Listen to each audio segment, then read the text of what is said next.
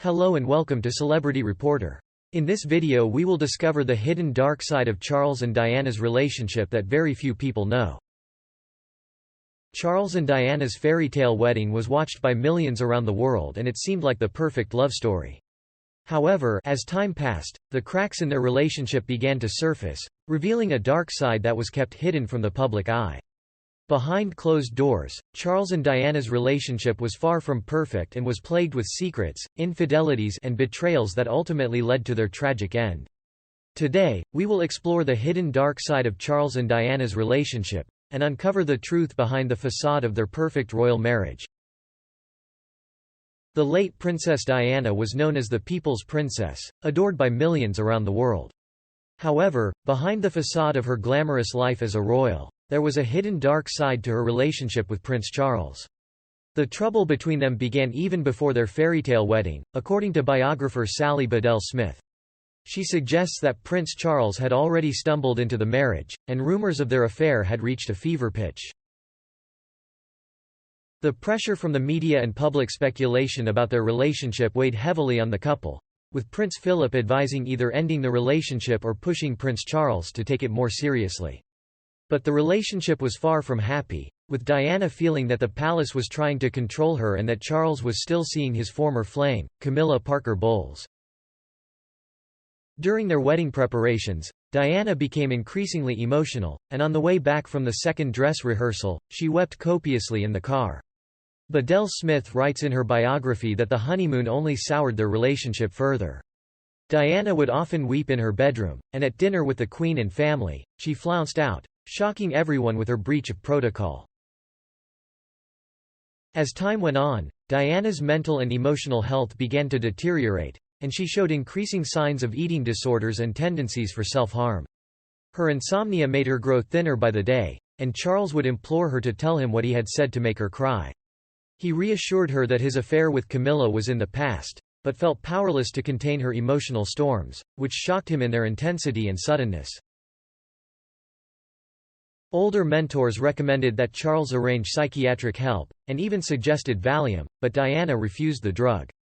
She was convinced in her growing paranoia that the royal family was trying to sedate her.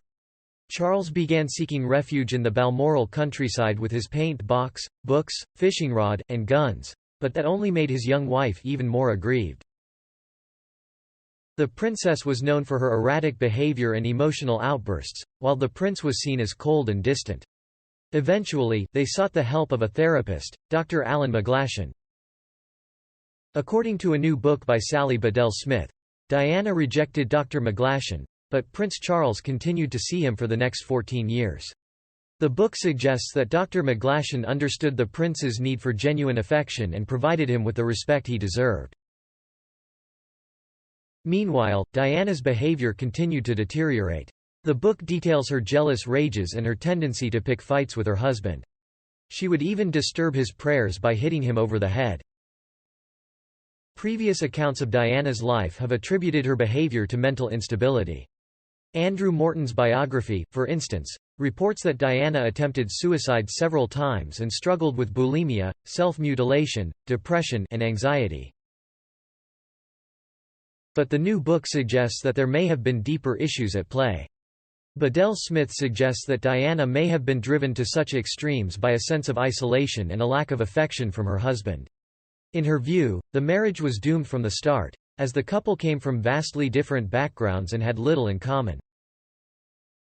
At the same time, the book also suggests that Prince Charles may have been equally unhappy in the marriage. Despite his affair with Camilla Parker Bowles, the prince continued to see Dr. McGlashan, suggesting that he too may have been struggling with his emotions and his role as a royal figure. Bedell Smith attributes the emotional inadequacies of both parties in the marriage to their respective upbringings. In her book, she describes how Diana struggled with feelings of emptiness, detachment, and abandonment, and had difficulty sustaining relationships with those closest to her. Ultimately, her behavior became so frustrating for those around her that they abandoned her. The book also reveals disturbing details about Diana's behavior during the marriage, including instances of self-harm and violence towards herself. These revelations paint a picture of a deeply disturbed woman, far removed from the public image of the Queen of Hearts and People's Princess that she would become after her death. One of Prince Charles' former advisors noted that Diana had a rod of steel up her back, suggesting that she was a highly determined individual who always got her way. This sentiment was echoed by Diana's own father, who described her as very determined indeed. It is clear from these descriptions that Diana's upbringing played a significant role in shaping her emotional and psychological well-being. Her struggles with abandonment and detachment may have been rooted in her childhood experiences, and her determination to always get her way may have been a product of her privileged upbringing. Similarly, Prince Charles' emotional inadequacies may have also been shaped by his upbringing. As a member of the royal family, he was subjected to strict codes of behavior and was raised to prioritize duty over personal happiness. These expectations may have made it difficult for him to express his emotions or form meaningful connections with those around him. Sally Bedell Smith's book about the troubled marriage of Prince Charles and Princess Diana offers a stark portrayal of the couple's tumultuous relationship.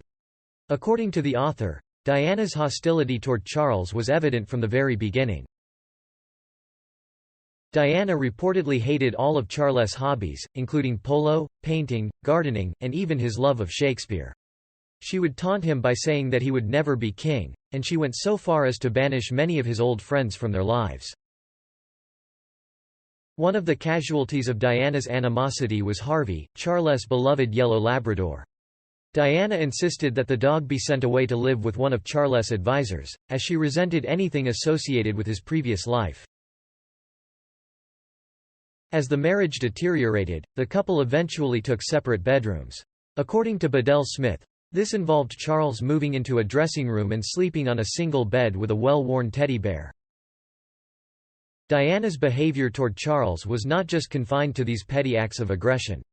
The book suggests that she was deeply unhappy in the marriage and struggled to come to terms with her role as a royal spouse. She resented the constraints placed upon her by the monarchy and chafed against the demands of public life.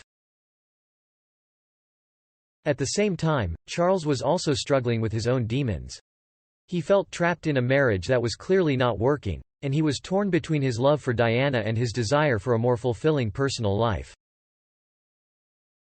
In a final effort to mend their broken relationship, the royal family called upon the Archbishop of Canterbury.